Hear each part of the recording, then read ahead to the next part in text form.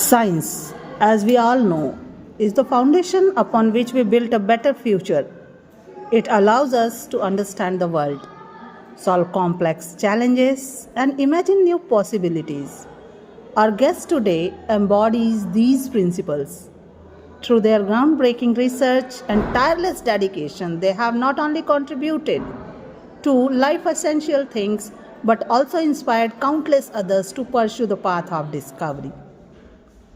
So, ladies and gentlemen, allow me to introduce our esteemed guest, Mr. Anand Pandey. He have redefined the way we think about science, life, and life essential things.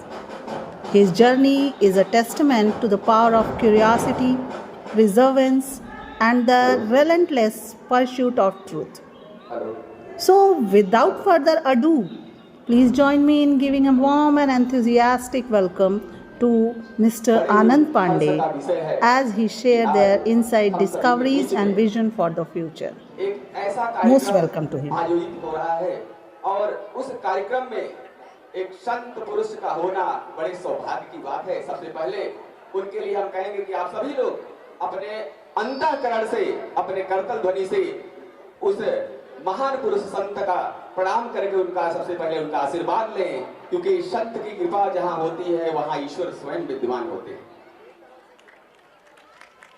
यहां पर उपस्थित परम आदरणीय श्रद्धेय संस्थापक महोदय, जिन्होंने यह विद्यालय अपने पुरुषार्थ और भगवान की प्रेरणा से आज हम सभी के बीच में हमारे जो बच्चे हैं, जो अपनी प्रज्ञान की छटा को हम सभी के सामने बिखेर रहे हैं, एक ऐसा सुनहरा अवसर हम सभी को माननीय संस्थापक महोदय के द्वारा प्राप्त हुआ है।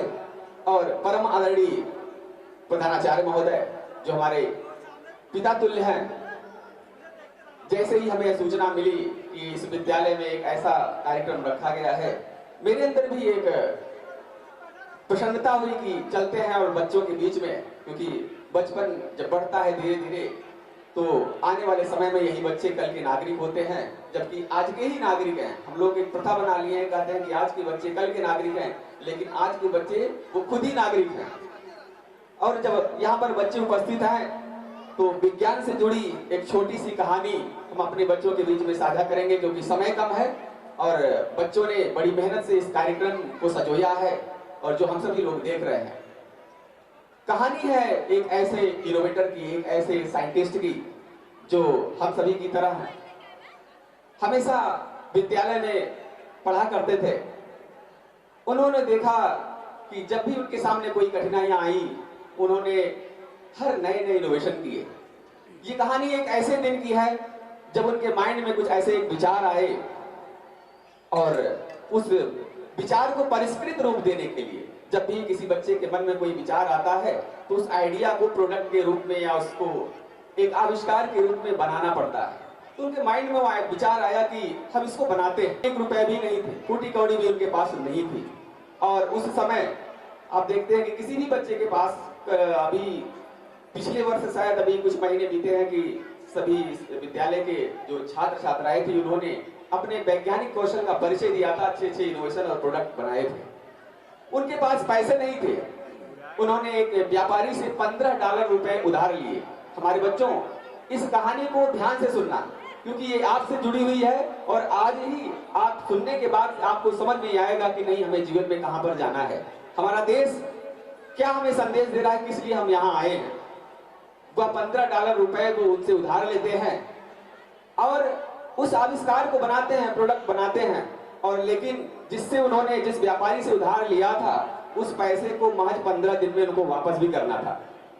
लेकिन उनके पास, आप अक्सर देखते हैं कि हमारे पास किसी से उधार ले लेते हैं, लेकिन वापस करने के लिए हमारे पास पैसे नहीं होते हैं तो कई दिन बीत जाते हैं।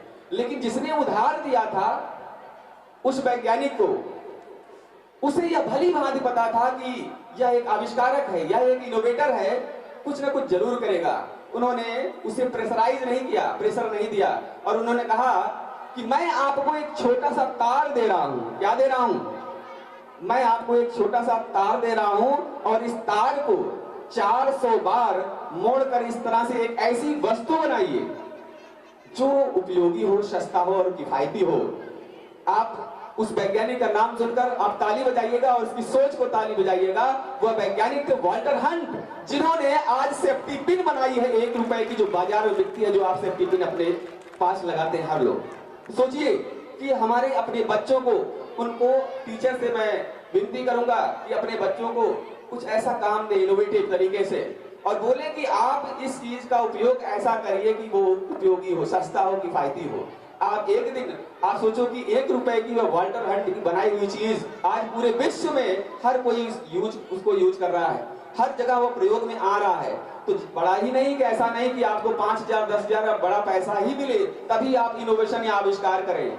आप 1 रुपए में महज वाल्टर हंट की तरह एक तार से एक सेफ्टी पिन जैसा आविष्कार कर सकते हैं, जो हमारे पूरे विश्व में वसुधैव कुटुंबकम में इसका इस्तेमाल हो सकता है। समय कम है, अब इस आविष्कार को हम थोड़ा सा संवेदना से आपको जोड़ के बता रहे हैं कि संवेदना भी कैसे रखनी है किसी भी चीज को बनाने में। एम्पैथी जिसको बोलते हैं, यानी संवेदना से सृजनशीलता।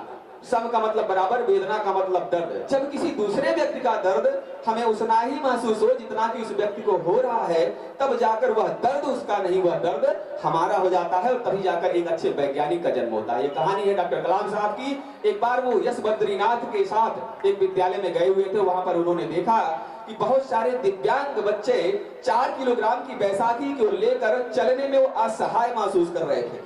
उनको दर्द हुआ, उनके अंदर वेदना जागी। उन्होंने अपने जितने भी उनके ओएसडी थे, उतने उनके जो ऑफिसर्स थे, कलाम साहब ने उनको बुलाया कि जो मिसाइल, अग्नि मिसाइल फाइट में जो मैंने कार्बन का मिश्रण इस्तेमाल किया था, वह कार्बन का मिश्रण अगर इस बैसाखी में इस्तेमाल किया जाए तो क्या इसका वजन कम हो सकता है? उनके सारे अधिकारी ने, जितने भी टीम थी, सब लोगों ने विचार किया। सोचिए, अगर ये संवेदना डॉक्टर कलाम साहब के मन में यह वेदना नहीं जागृत होती, उससे उन दिव्यांगजन लोगों की बात शायद आज एक नया आविष्कार ना हो पाता। इसलिए बच्चों, अपने हर समाज में देखिए, सबके प्रति आप सहज भाव से रहिए, उनके अंदर संवेदना अपने अंदर लाइए, उनको देखकर दयापन लाइए, और वह 6 महीने के अंदर जो कार्बन का FRO इस्तेमाल हुआ था, वो 4 किलोग्राम का बैसाखी महज 400 ग्राम में तब्दील हो गया। ये होता है संवेदना से सृजनशीलता की भावना।